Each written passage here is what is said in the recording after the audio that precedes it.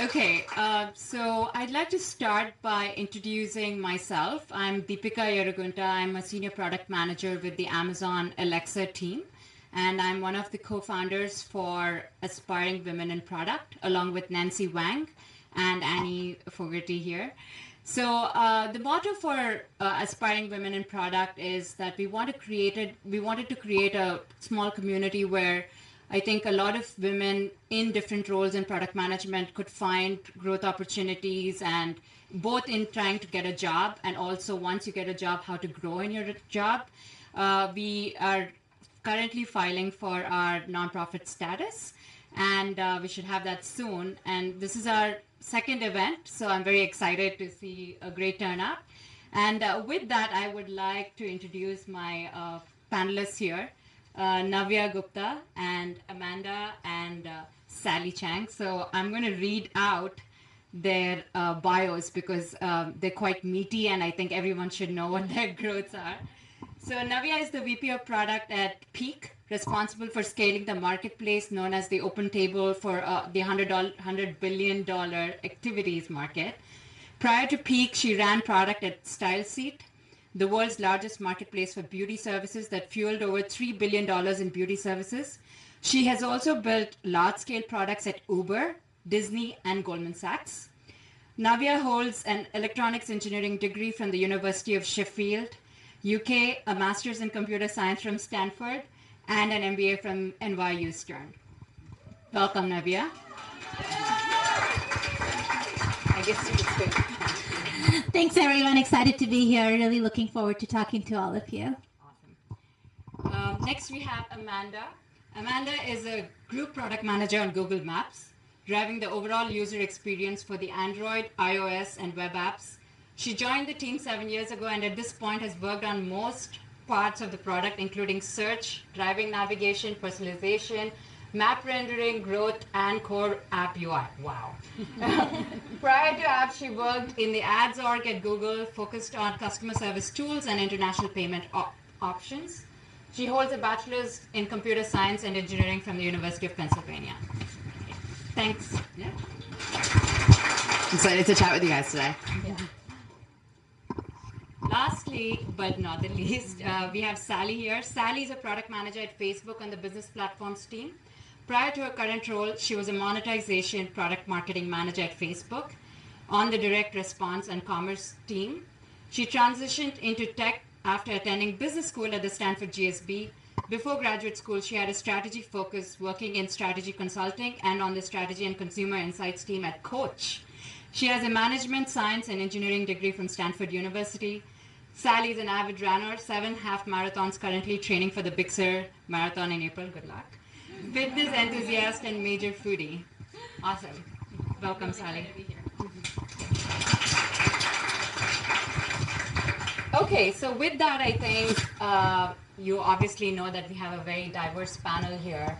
And that was one of the intentions of having different speakers from different backgrounds. Clearly, we have very illustrious companies, Google, Facebook, and Peak.com, and very, very interesting backgrounds, primarily because of each of the journeys that they've undertaken. Some are from very core technical backgrounds and some from a business background, but have done a varied number of things before they got here.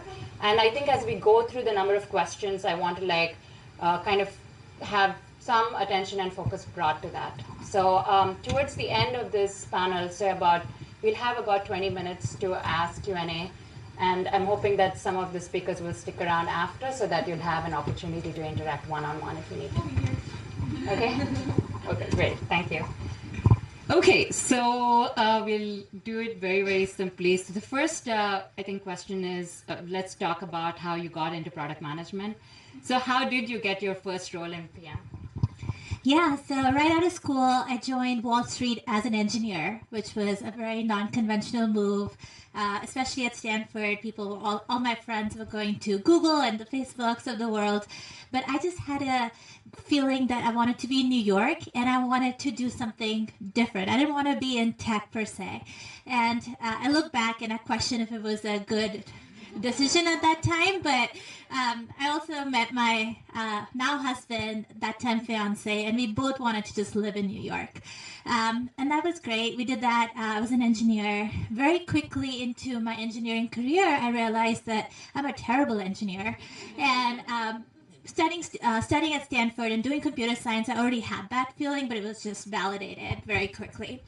And that was, I would say, my turning point into product. It was a very natural transition to get into product because I could focus on the things that I really like to do and still have to do some coding and still be able to keep up. So I would say my real transition it started at Goldman, but happened when I came back to the Valley a couple of years ago.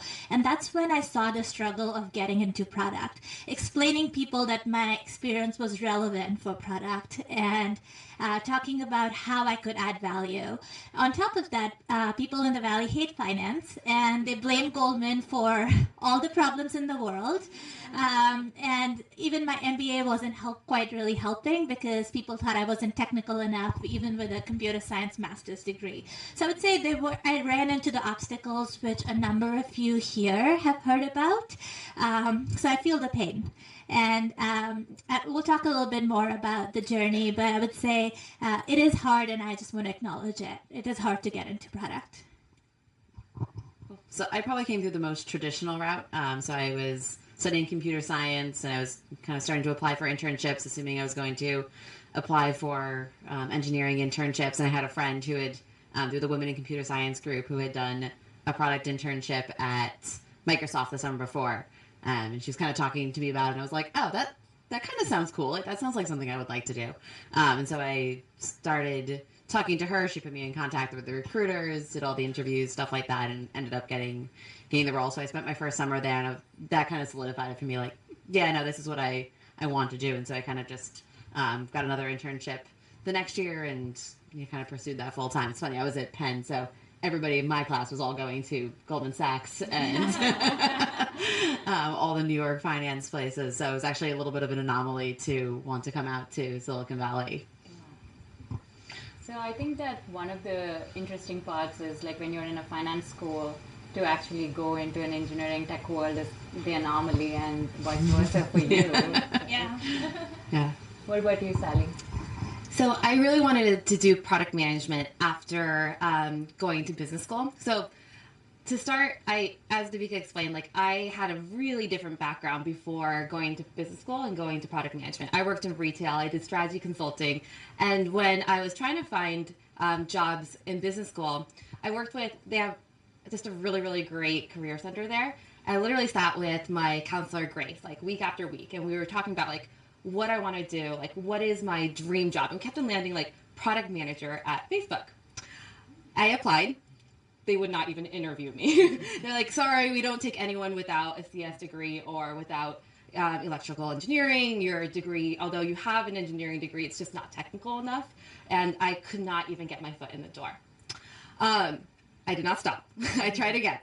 I applied there's a saying, like if you're on a rocket ship, like just join and take whatever seat you can get.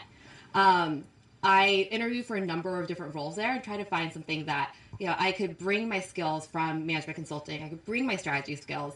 I interviewed with the product marketing team, and I really loved it. We focus a lot on both inbound and outbound marketing there, and better understanding like what to build and why. And I joined that team. After about a year in, I started having conversations with my manager. I was like, again, like I'm really interested in product management. It's been an itch of mine. I am really like, it's something I just really want to try. And again, it was like kind of shut down. I was chatting with the PM I worked with. Again, like felt like I was running into a closed door. I was running into like this chicken and egg problem. Like, how do you prove that I can do this when I haven't done it before? And that was something I really struggled with. I realized that I was asking for permission almost before I was able to take on that type of role. And I realized that in my current role, there's a lot more I could be doing. And I think that I had a really big switch in terms of my mindset when before I was thinking, how can I be great in the role that I'm in? And then I switched to like, how can I really make this product great? How can I make my team great? And that switch, I think, was really important for me to understand like what the difference is and like how to be a good product manager. I think the best indicator of whether you'll do well in your next role is actually how well you do in your current role. Because when you do a really, really good job, when you knock it out of the park, people, when they're like thinking of people to hire in for roles that open up, they'll ask like, "Hey, how's Sally? Like, how is she?" And if the people who they're talking to are like, "She's amazing. She just like killed it in this project," like they're gonna think of you when the next role opens up. And if people are like, "She did okay," like, not bad. Like, it makes a really big difference. So for me, doing really well in roles that I was in, having sponsors, making sure that I was chatting with people who were opening up doors for me and getting that door opened up for me was really important. That's great. I think that brings me to sort of the next question, which is, were there any mentors that you cultivated along the way, and if they helped you shape your decisions or gave you opportunities, perhaps you can build on what you just spoke about? Yeah. So when I was first joining Facebook, I actually chatted with the VP of product management in the group. And one of the biggest learnings I had, I was asking her, I was like, "Deb, like, since I don't have a technical background, like, what can I bring to the team?" She's like, "Sally, that's a dangerous mindset for you to have. Like, you should be asking yourself, like, what unique thing do you have that you can bring to a team and make the product succeed?" And I realized, like, a lot of it's a dangerous mindset to put yourself into like a box almost, and to not to limit yourself. That VP of product, like, she has been amazing, and she's been like such a mentor and sponsor for me, and she's been someone who I go to again and again when I need advice and when I am just like want to talk through things. And she's been amazing throughout my career. Like, she literally helped open up doors for me, and I think like definitely would not have been able to be where I am today without her. What about any of your school alumni? Did you reach out to anybody during your product management career? I did. Everyone's like super open, like able, like willing and happy to chat with you. I think that was something that was really helpful as well. I definitely think that having Deb as a sponsor was probably the biggest piece of my transitioning. Oh, that's fantastic. Amanda, do you want to touch upon the same thing? Did you cultivate any mentors along the way? Yeah, it's a good question. I think I've gotten pretty lucky in terms of having a couple really great managers that also really acted as sponsors. So when I started out on the team, I started out as an associate products manager, so straight out of school. And my first manager did a really great job of kind of helping me find new opportunities, find ways to grow my scope, help me really grow into the product management role such that I could take on something larger. So I think that was really helpful, kind of having that sponsorship from the beginning. I think I've also had a lot of, I've had a lot of other good mentors that I've met through just different events, different networking, mostly at Google, that I kind of keep in touch with and go back to for specific questions. But I'd say I also lean a lot on kind of my peer network as, kind of mentors as well. I think it's really, for us, it's been really interesting. There's kind of a group of, maybe 6 or 8 women that we all started working in product around the same time. So it's actually been really interesting to have that group and be able to just talk through a lot of the challenges that we're going through, kind of the typical, like, oh, this is really hard for me, and seeing that, oh, it's actually hard for everybody. This is not just something unique to me. And so that's actually been something really powerful for me, too, is having that kind of peer group where we kind of mentor each other. And I think that's been really, really helpful. Yeah, I love that. I think I just went through a job interview search, and one of the biggest things for me was being able to bounce off and have your friends even ask questions and get responses and figure out how to actually interview better. And I think your friends are very good at critiquing you as well, so that helps a lot. Yeah. I also find it's interesting for me too when I feel like I can give my friends advice, and then I'm like, I should really listen to that myself. And it's like much easier for me to say it to somebody else than for me to be like, oh no, that's actually exactly what I need to do as well. That's awesome. What about you, Navya? I would say the person who was most instrumental in helping me getting my first product job was my manager's manager at Goldman. When I told him I want to move back to California, he said, "You can keep your job." and while you figure out what you want to do next. And I thought that was a really great luxury to be able to look for a job while having a job. His only ask was that I give him 6 weeks notice when I decide to leave.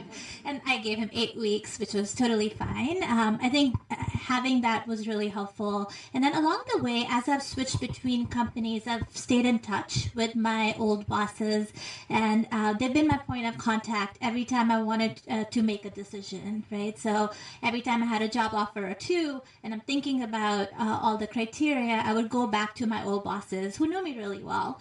And then knowing Deepika, and Deepika is great at organizing dinners for women in product. I think that's been a great source to meet other women too who are in product and getting their feedback on presentations or getting product advice. So a lot of times when I meet my product friends for dinner, I show them where I work. I show them peak.com and get them to give me product critique. And they love to do that. They absolutely love to do that. She gave me tons of feedback and she helped me find bugs too. So, yeah. That was awesome. So, well, I guess I have the mic. So here, actually, so switching gears a little bit, I feel, I think a lot of people here are new PMs, and one of the things that I want to touch upon is what are some of the common mistakes? I know you guys have been in your careers for a while now, but if you can think back to what you've observed, some of the common mistakes that new PMs tend to make. And how to like circumvent that when you see it happening, if there are any tips that you want to pass on.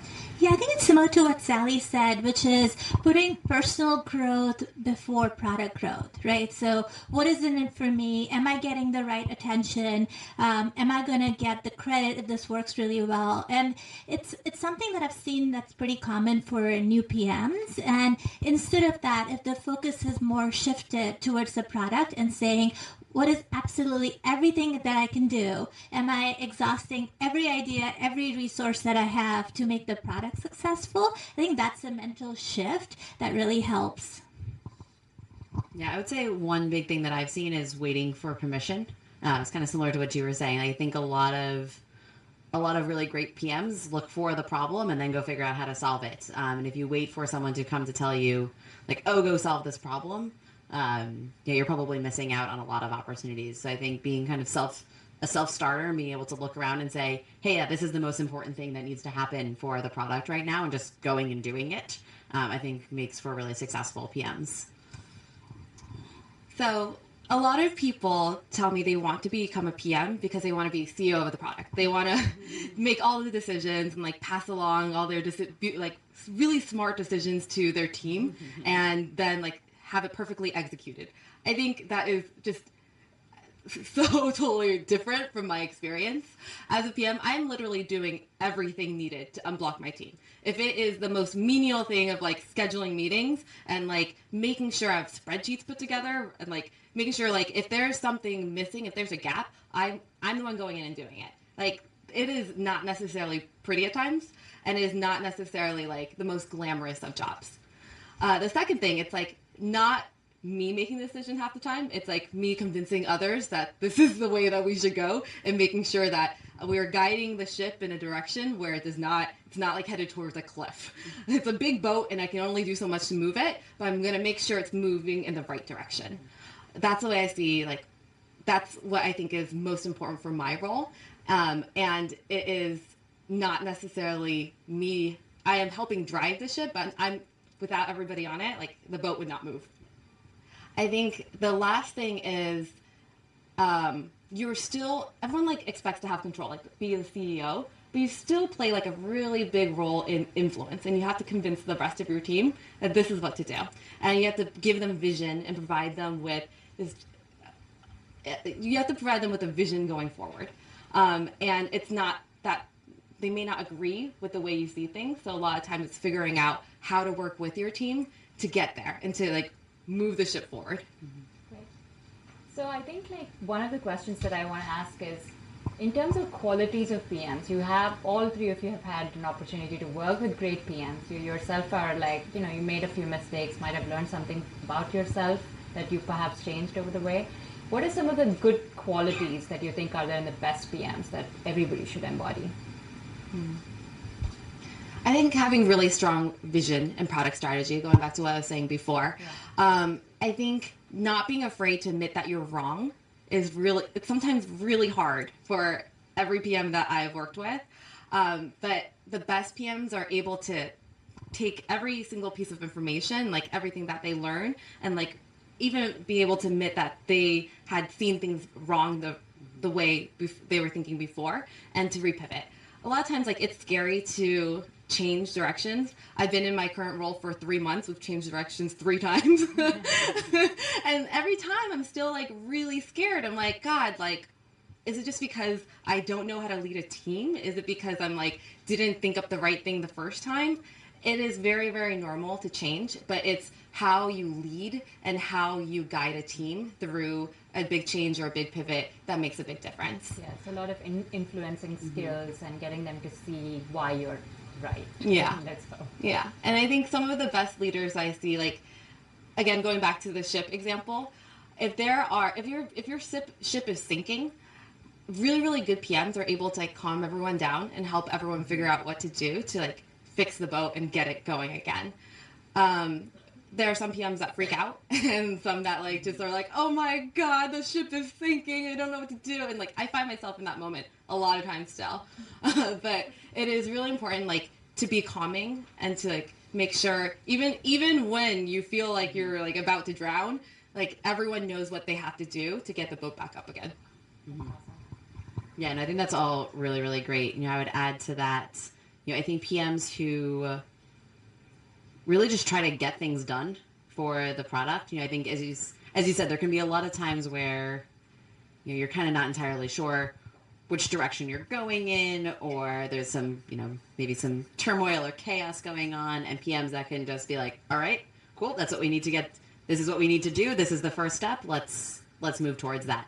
And then, over time, be able to build up okay, and this is where we're all going, and try to build up that broader picture to get everybody on board. So I think really people that can just kind of dig into things and go do whatever it takes to make the product excellent. Whether that's, as you said, like whether that's scheduling meetings or it is getting the 3 engineers who disagree on, what technical decision we should make for this product that's going to come back and bite us in 6 months if we don't agree on it right now. Kind of seeing that and orchestrating that solution, or like I've gone to In-N-Out for my team as we've approached big deadlines, like whatever needs to get done, being that person that's willing to fill in that gap while trying to steer the broader ship. Great adaptability. Every company is different. Every team in a company is different. And as a PM, you're filling in those gaps, right? So you could be the person who's actually doing marketing and writing copy. You could be the data analyst for the team. Hopefully you're not the engineer or the designer.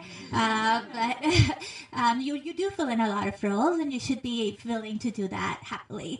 The other thing is being strategic. So everybody around you is thinking day to day. When you do your scrums, the only thing on your engineer's mind is what's on today and maybe what's tomorrow. But you're thinking a month ahead. You're thinking 3 months ahead. You're thinking where your product is going and seeing the forest through the trees. So I think we have a big audience of new product management aspirants, and we have some senior PMs. But I think over dinner one day, actually it was Navya who said this to me, and it always struck with me. She said, every 2 years I see the same set of people interviewing for PM jobs. Mm-hmm. And it didn't matter that, most of the people at the dinner that night were vice presidents of product management in various companies and were senior leaders already. But it always felt like we're always interviewing. So I think this goes into the interview mode. And I want to ask, like, what advice would you give to somebody who's just about going to interview right now for job interviews? Are there specific resources they should be looking at? How should they think about preparation, and how much time should they put into this? Any advice there? Yeah, so I've looked for jobs when I've had a job, and I've looked for jobs when I did not have a job. And I found that the more time that I had to prepare, the better the outcome was. So if I had more time, the things I would focus on that have been helpful for me is getting to know the product inside out, getting to know the business inside out, basically stalking every senior person in the company, seeing which panel they were at, and listening to the things that are on top of their mind and the things they value, right? So the more you get to know the people, I've walked into interviews where I basically just knew that person because I've watched like 20 interviews and read every tweet that he had. But I think that's been really helpful for me even to know where I don't want to be. Right? And this diligence definitely pays off. So do your homework, be prepared to bring your best self to the interview, and then ask a lot of good questions. I think, like I interview people all the time, and I hear the common, easy questions that people are asking. I really value the last 15 minutes in the interview where I give the chance to people to ask me questions, and that's my interviewing time too, because I'm judging people based on the questions they're asking, because it actually shows how much interest you have in the company and how much homework you've done, right? So you want somebody who actually understands your pain points and wants to know more and wants to be a partner through that. Yeah, I would say when I do interviewing, one of the things that I look for is really kind of enthusiasm around solving product problems.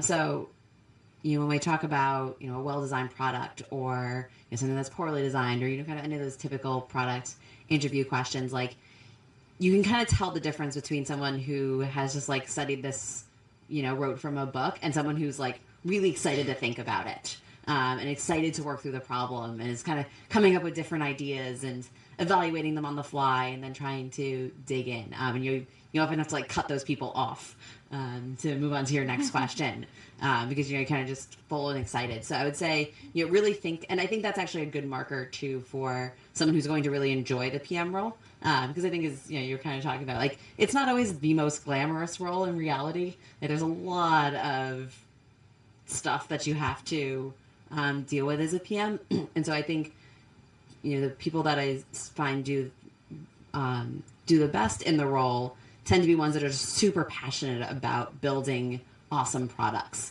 And so, I don't know that it's kind of hard to prepare for, I think, but it's something to think about. And like, how do you think about just products in your everyday life? What are the different things you would change about them? How do you think about how they, why are they interesting products? Why are they successful? What are the kind of broader market forces that go into it, why this product and not that product, and just kind of having that curiosity and that interest in why things work like they do and why companies set things up like they did, and what you think they might have done better. For me, that's like a really interesting signal in product interviews. I'm going to approach this from a different angle. So if you're just starting off and you're like aspiring to be a PM and you're not yet at the interview stage, a question that I asked, so when I first started thinking about doing PM, and I wasn't really sure what the job entailed, I went and asked every single engineer, every single designer, every PM, everyone I worked with, like, who do you think is a really good PM here and why? And I got them to give and I kept on asking them why, like, tell me what are the things they do, like what are the things that they think about, what do they help you with, give me examples of different projects that they've done and different problems they've helped solve. And that really helped me understand what the role of the PM is and how I could just try doing that in my daily role. Not necessarily the whole thing, but just what aspects could I do to see if I even like this and if this is something that I can bring. And the reason I'm sharing this is because if you're not yet a PM, they're going to be asking you questions about how to be a PM. And it's hard when you don't have a good answer because you haven't had experience being a PM yet. So think about how you can gain experience without necessarily having that title. Before interviewing, I literally went to every single PM I worked with and I asked them, can you mock interview me? And I went through hours and hours of interviewing, and not just interviewing, but they would sit down and give me very candid feedback. This is what you did well. This is this not good. Don't do that again. So it was really, really helpful just to get that practice and see from different, because everyone PMs differently, and getting everyone's perspective was extremely helpful for me. That's great. And I think one of the things that I came across most recently with my interviewing process was, specific companies, Google, I'm looking at you, have a technical interview as well.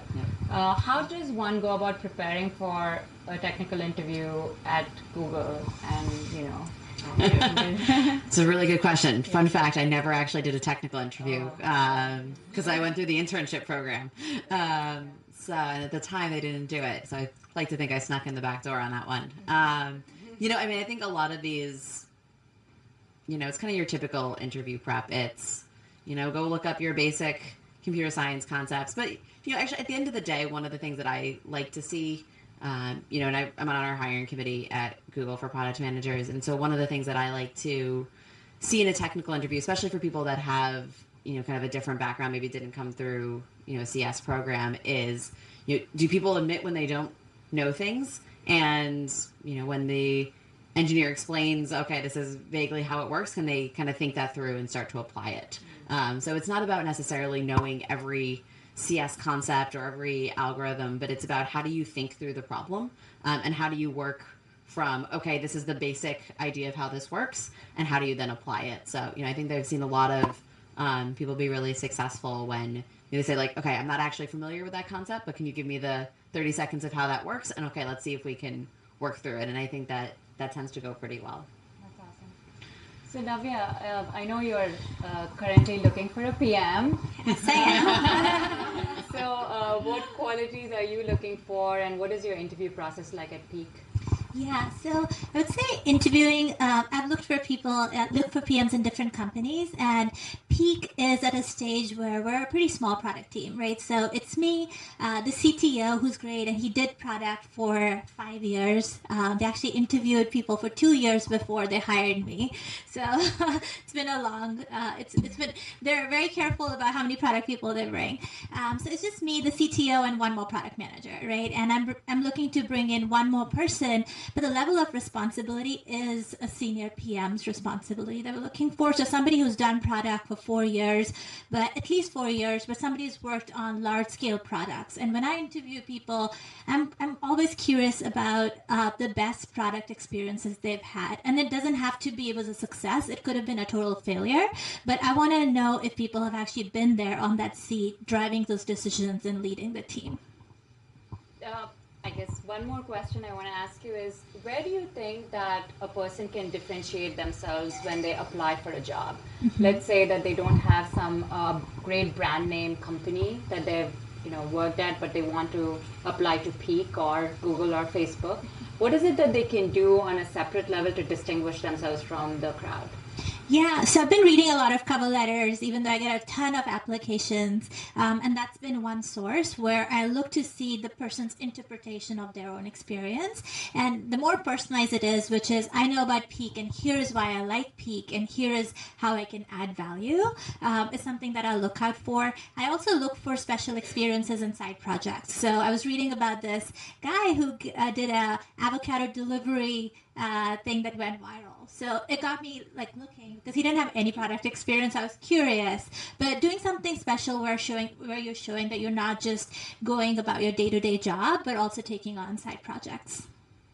Yeah, I would say that's one of the biggest things for me too, is just seeing what are the, particularly for people who want to get into product, tell me about what have you been doing to further that? What 20% project have you taken on? What side project? What different areas, kind of your own personal growth are you investing in? And for me, that's always a really good signal that, this person is committed, they're excited, they know what they're getting into. And that's something that definitely differentiates for me.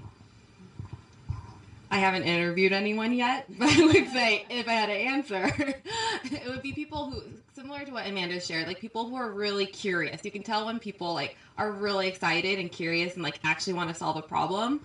And that is you can go about and have the same exact answer, but the spirit and the charisma and the excitement in which you answer it is it can make or break. And a really, really good candidate has all of that and that drive to want to really solve and go through for the product.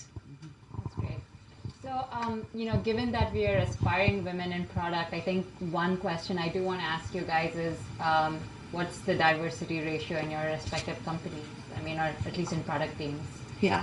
Can you touch upon how Facebook looks at it? So it's really funny because we literally just had a meeting where we had, I think, about 8 or 9 females of all different ethnicities and two males. So our team is extremely diverse. It is, I think a lot of it is in each company, there's like within each team, there is a different culture, even within, because Facebook is a very, very large company. So I'd say like when you're looking for a different team, like look for a team that fits in with the culture that you want to be a part of. And our team, I've talked about her before, Deb. Our leader she is amazing, and I think she is a very, very strong woman leader, and I think that attracts other really strong females who want to move forward in their careers and who like are attracted to a leader who exhibits strength and just amazing charisma and just amazing understanding. She's one of the best leaders I've worked with before. I think people will follow her not because she like tells people to follow her, but because she just is such a great natural leader. Yeah, I mean, I think diversity is obviously hugely important. At Google, we do a bunch of different efforts around different aspects of diversity. And so, like, actually within Geo in particular, we also have a strong female lead, which I think helps. We're looking at a whole bunch of different areas around culture, around career development, around hiring, and around, how our products are actually inclusive for people. So that's been, I think, really interesting to look at and pretty eye-opening when you actually start digging into some of the details and like what makes people stay, what makes people enjoy being in the group, and what doesn't. So I'm excited to say women at Peak are actually here. That whole section. We have women engineers, marketers. I think given that our CEO is a woman, we do attract a lot of women talent, which is great. Prior to Peak, I was at StyleSeat, which is a two-sided beauty marketplace, and I was heavily women too. So the entire product team was women. So I've seen that side as well. And I worked in companies where there were fewer women, and I've realized that the more diversity you have, not just in terms of gender, but in terms of experience and backgrounds, the better outcome that you get. That's awesome. I have a personal anecdote to share about this, of how important diversity is, not just in gender, but other things as well. I had a job interview for a VP of product role at a wearable startup. And the startup basically, you put it on, I think the wearable, you put it on your back and it tells you when you slouch. So correct posture. And so they were pivoting to actually create a product for running and measuring how running was going to work. And as I heard the CEO speak, I said, why wouldn't you use this for cricket? And she said, cricket? What is that? And I said, cricket is outside of America, everyone knows about cricket. And she said, it's so surprising that you say that because nobody on my team is Indian, so nobody knows much about cricket. And just from a demographic perspective, I think just bringing that perspective, I realized, oh yeah, this is why diversity is important. Right? I want to close out and open it up for Q&A with a very fun question. What is your favorite product and why? I would do the conventional, I love and use Slack, but I'm actually 6 months pregnant right now, and I'm using a lot of pregnancy apps right now. So I would say that's actually a product that I would like to work on the side, where I make it easy for working pregnant women to be able to manage the roadmap. I have a roadmap for my pregnancy. Had to. But yeah, that would be my favorite. I've really been enjoying Headspace lately. So it's an app for kind of meditation and mindfulness, and I think it's very accessible, which I really like, and it makes the whole kind of idea of getting into meditation and more mindfulness really kind of shows you how to apply it to your day to day, and so I think that's been kind of one of my favorite products right now. So I think I'm kind of obligated to say Facebook. And it is true because I use it like literally 20 hours a day. But outside of Facebook, I recently started using Strava, and I really like it because it brings together communities of runners, like bikers, swimmers, whatever else you do, your poison of choice. And it really, I haven't seen a fitness app that brings together people as much and creates a social environment. And it's really great. I like it. Thank you. So with that, I want to open it up for a Q&A. And the only request I have is for you to speak up, just because we are recording this session and I want to make it accessible for whoever is watching it later to hear the question as well. I will repeat the question, but if you can speak up, the other people in the room can hear it as well. So first question, yeah. Yes. So I'm currently interviewing right now, and I find that it's a little troublesome to keep having to convince recruiters to let me talk to the hiring manager. How do you convince recruiters that you have what it takes to talk to the hiring manager? So the question is, sorry, let me repeat. It's like a barrier, half the time. I get to talk to the hiring manager, but it's a small team or a small company. But then other times, it's always the recruiter that I have to convince them, please let me talk to the The question is, how do you bypass the recruiter to talk to the hiring manager? Just bypass the recruiter. For a small company, I would say. In bigger companies, I'm sure that the response is really different. But I'm totally good with people reaching out to me directly. People do that all the time on AngelList, on LinkedIn. And what I would say is if you have a non-conventional background where you know, especially a recruiter is going to cut you off, and you have a strong passion for the product, show that passion to the hiring manager outside of like showing up to the door. But I would strongly encourage doing that. Personally, I don't mind it, and I know that a lot of people won't. What are some of the ways you think that they can show passion for the product? Yeah, so having a personalized cover letter, right, and then I've done presentations before for the companies that I wanted to be at, and actually putting a vision document with a big disclaimer that you guys have thought about this problem longer than I have, but here are some of the things from the outside that I'm seeing that could be important for you. And I've done that at times when I'm not even asked to put that together, to show that you really are interested in the product. Anything from you guys? I would say leverage your network as much as possible. Like if there is a friend who knows the hiring manager, like reach out to your friend, ask if they can make an intro. I think that generally helps. An intro really helps a lot, and it goes a long way. And people are just much more receptive to chatting with you if they know a friend that you know, or if you have something in common. I think what's worked for me in the past is when I reach out on LinkedIn and ask for like a 10-minute conversation. Nobody says no to 10 minutes. They have to be really cruel to say that. So at least there's some amount of guilt you can play on. But if you don't waste any time and you get to the point quickly, then I think that's usually pretty helpful. So yeah. Next question. So I'm an APM and my team is super senior, and I just would love your sort of advice on, you talk a lot about persuasion and how to persuade people who have way, way more experience than you, and you're trying to kind of convince them, and draw efficient. You're an APM where? At BetterUp? At BetterUp. Yeah, so the question was, how do you convince people when you're kind of just starting out on a team, more junior, working with people that are more senior than you?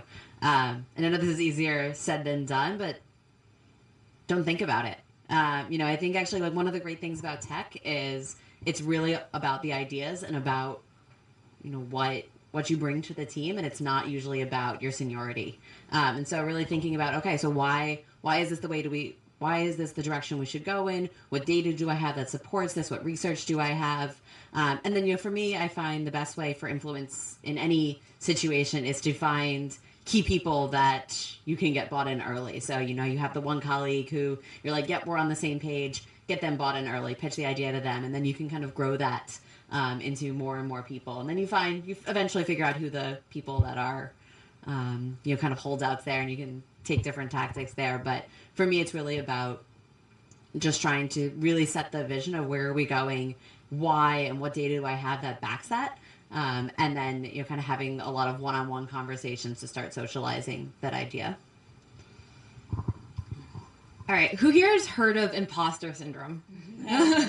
Who here as felt imposter syndrome, I think a lot of what I heard just now, like, it feels like you have felt imposter syndrome at a time. Like, okay, there's people in here who have had years of experience, who are like so much smarter than me, but you know, you are the product manager. You have thought about it for so many hours, so much more deeply than anybody else in the room, regardless of how many years of experience. Like, it is your baby, right? And you're doing whatever you can do to make sure this baby grows up.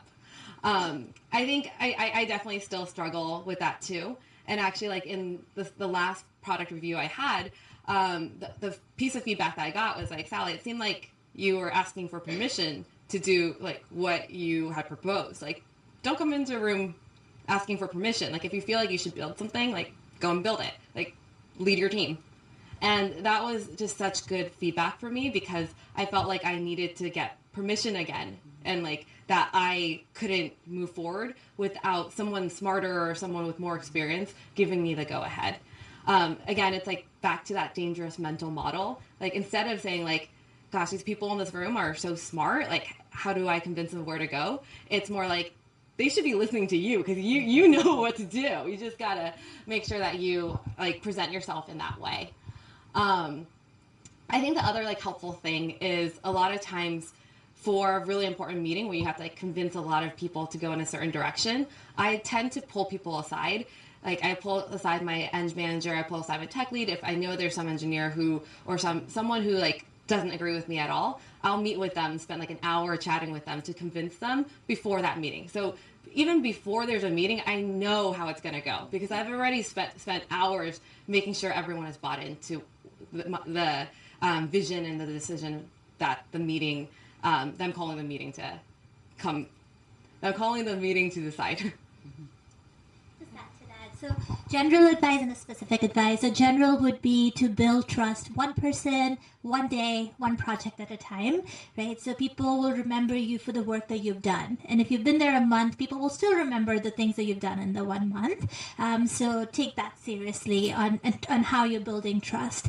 And more specific advice about getting buy-in. What I've noticed is when I go into meetings where we have to make a tough decision, it's sometimes figuring out ahead of time what the concerns are, but also going into meetings not with an agenda. Like, it would be a victory if we decide on X, right? And keeping it more open-ended, where everybody can come in and share their point of view. And so it becomes a collective exercise to make a decision. And in that process, you're winning people over because they're deciding everything with you. They're sharing their pros and cons, and you get to the journey together.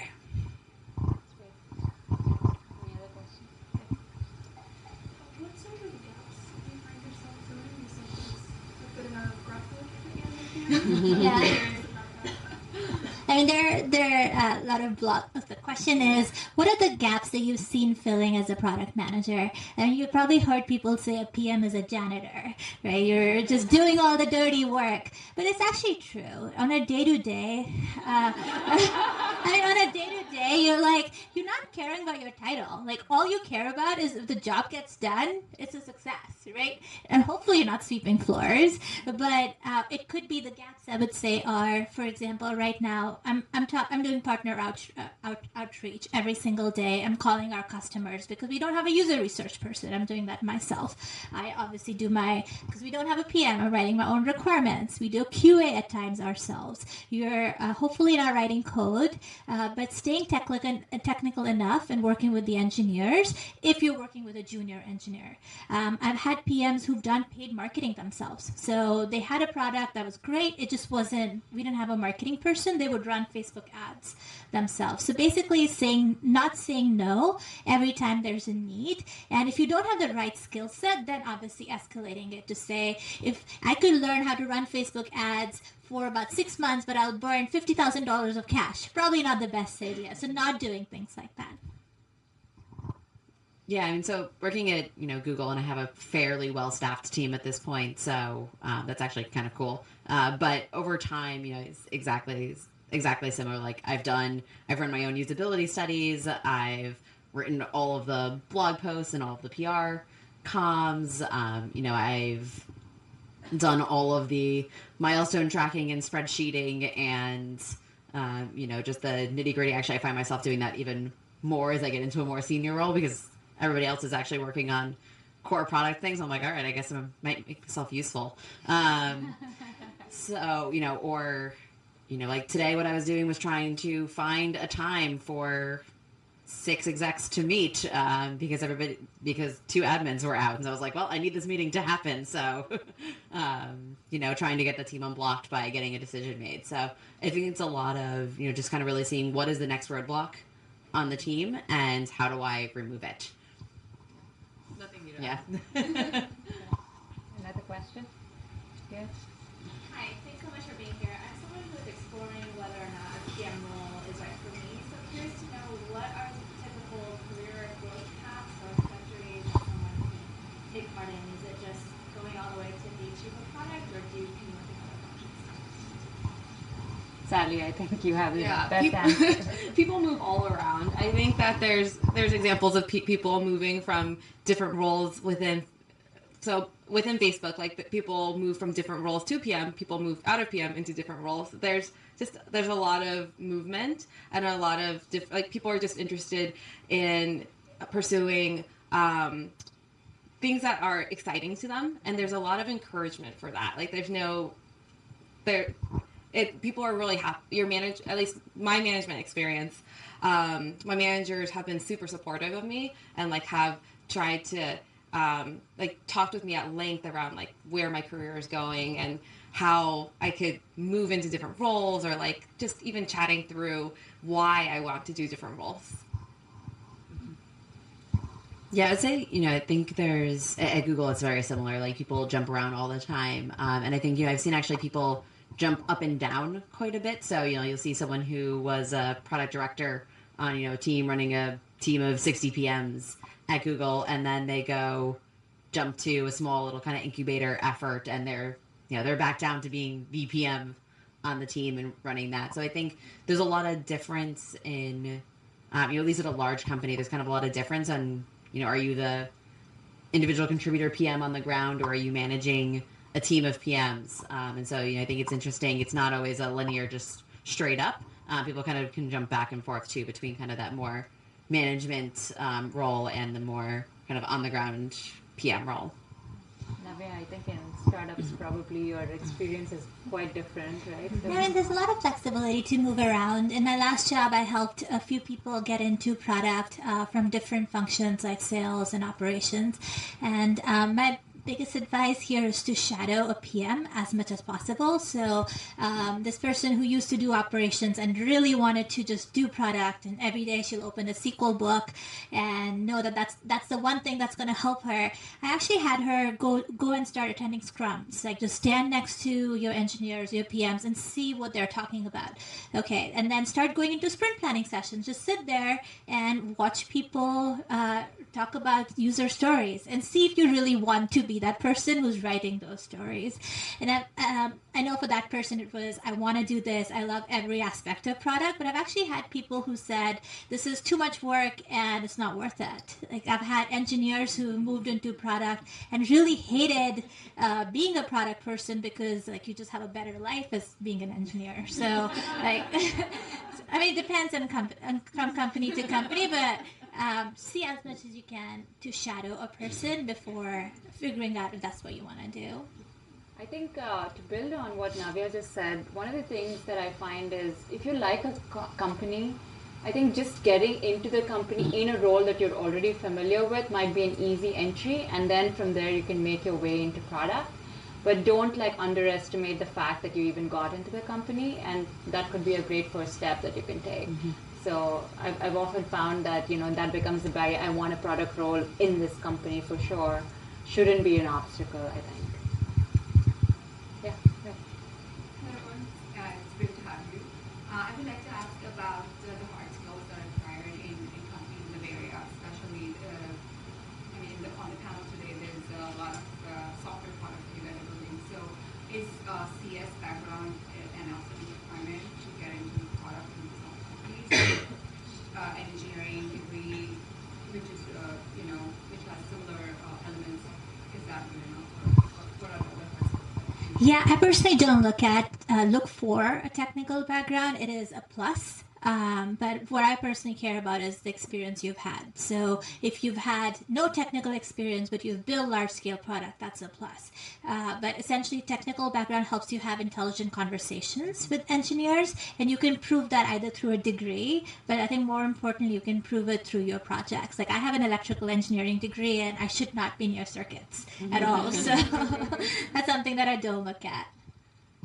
Yeah, I would say, for big companies, there can be, kind of the recruiter line of, this is something we look for, and it's just kind of a filtering thing. Though I think I know at Google at least, we're trying to do that less and less because we realize it definitely limits the diversity of backgrounds and the diversity of perspectives that we can bring in. So I know we're looking at that less. So for me, it's really about, how do you think about the technical aspects, and are you willing to learn? So actually probably the two strongest PMs on my team right now don't have technical backgrounds, but I would call them probably two of the most technical PMs that work on my team. Like they're really comfortable doing data analysis. They're really comfortable, kind of talking with engineers. Like one of my non-technical PMs who actually recently moved from marketing, she's actually running the engineering productivity team right now, which is the most technical group, and she's doing a great job, and the engineers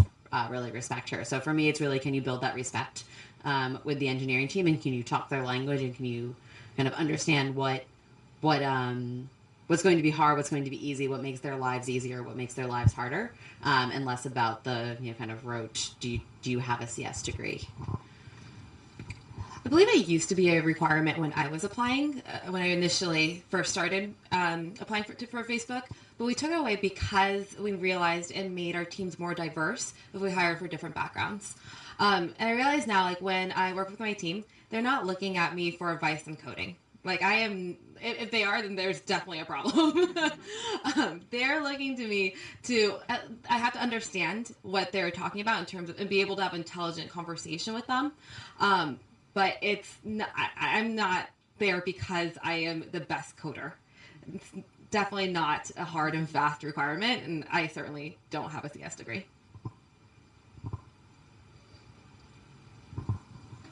Good. Yeah. So I'm actually a UI design student, and I want to hear your perspective and what makes a good UX designer.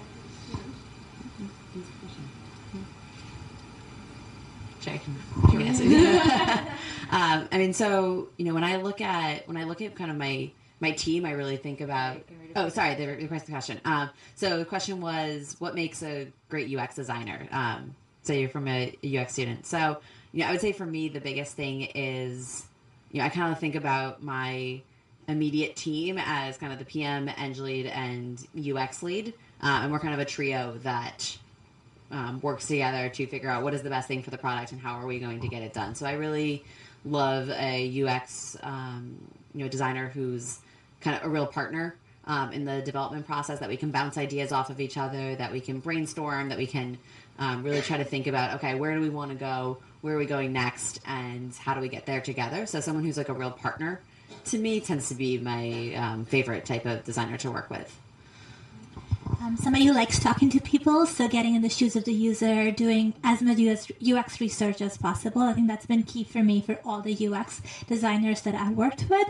And then always being in the details, right? So thinking through all the possible scenarios that could go right and could go wrong. I actually thought of another one, thinking about delight as you go, right? So it's not on top of the engineer's mind. And I've noticed UX designers who are very delight focused will sprinkle delight in their product, and that's very much a bonus. We have time for 2 more questions. So.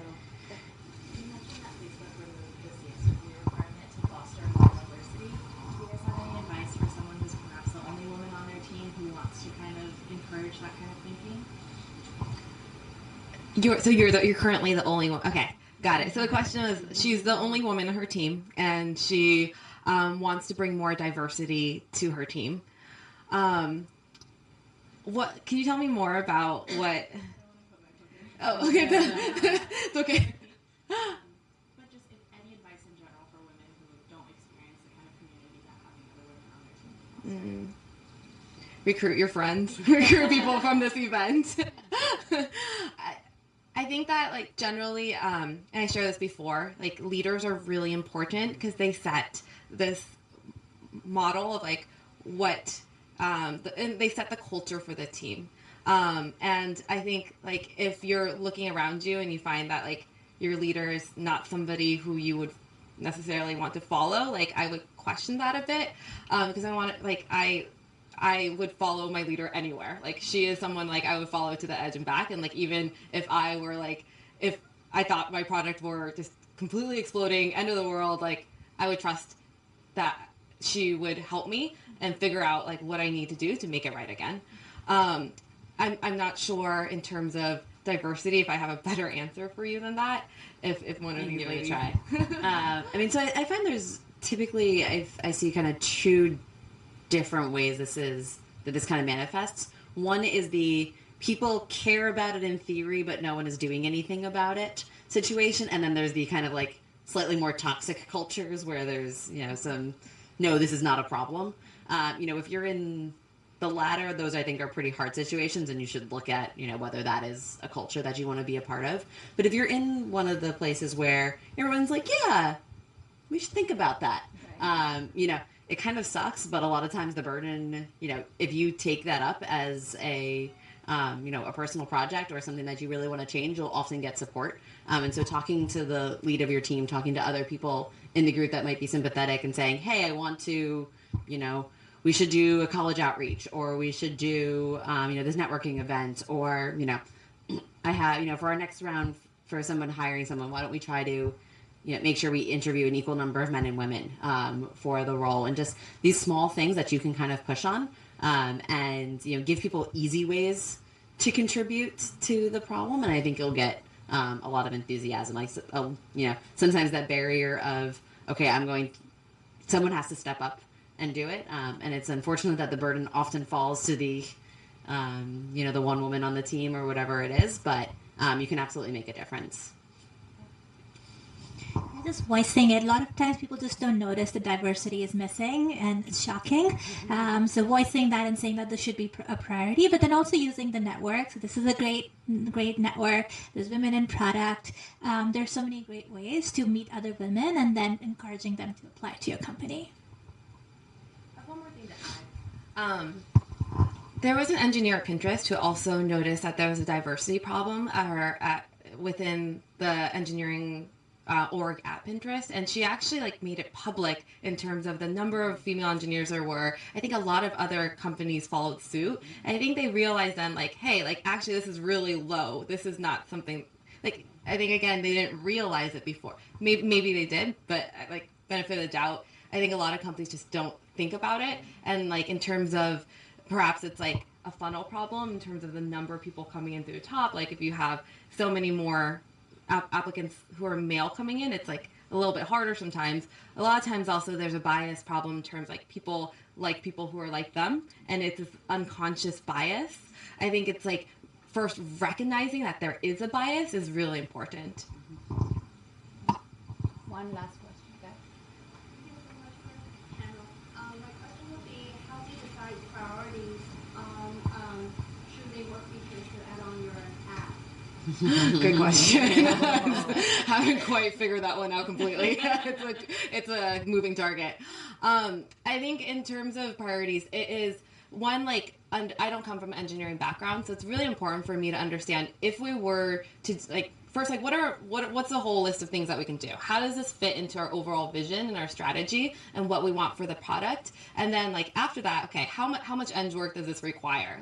If we're gonna be there. This will require 3 months of our entire eng team working on this to move the needle this much. It's probably not worth it. So I think figuring out what your goal is really important. And how making sure that your team is aligned on what goal you're trying to reach, and figuring out, okay, now we have a goal, and this is how it fits into our vision and strategy. How do we move the needle on this goal, and what can we do to push that goal forward? And then weighing how much effort each of the things you could possibly do could take. Yeah, easier said than done. Way easier said than done.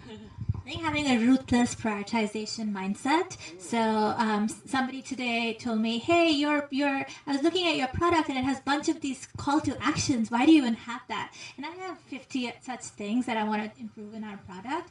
But what you have to do is always be the person saying, "Okay, I'm responsible for the engineering productivity, and 1 month from now, what do I have to show for myself? If we move the call to actions around, is it really going to move the needle, or should we be focused on something else?" So keeping your eye on the prize. Anything else to add? I think for me, it's really having a really clear metric for the team to drive towards. I think that brings a lot of clarity in terms of what we should prioritize, because then you can look at things and say, how much does this cost? What's the impact going to be? And you can kind of prioritize on that. I really like forcing the team to do a stack rank, and not just saying like, oh yeah, these like 7 things are P1s. Like, no, let's order them. And if we had to draw the line after 4, where would you draw that line? And kind of going through those little bit scarcity exercises, I think brings a lot of clarity to what you're building, and trying to say like, nope, we're going to put these in a list. We actually did that with the entire Maps roadmap for the year. We had like 100 things on a whiteboard and stack ranked them, and it was really, really clarifying. Thank you, guys. I think with that, we close the Q&A, but our panelists will stick around for more questions for a few minutes. So please feel free to reach out to them after, maybe, if you have to leave soon.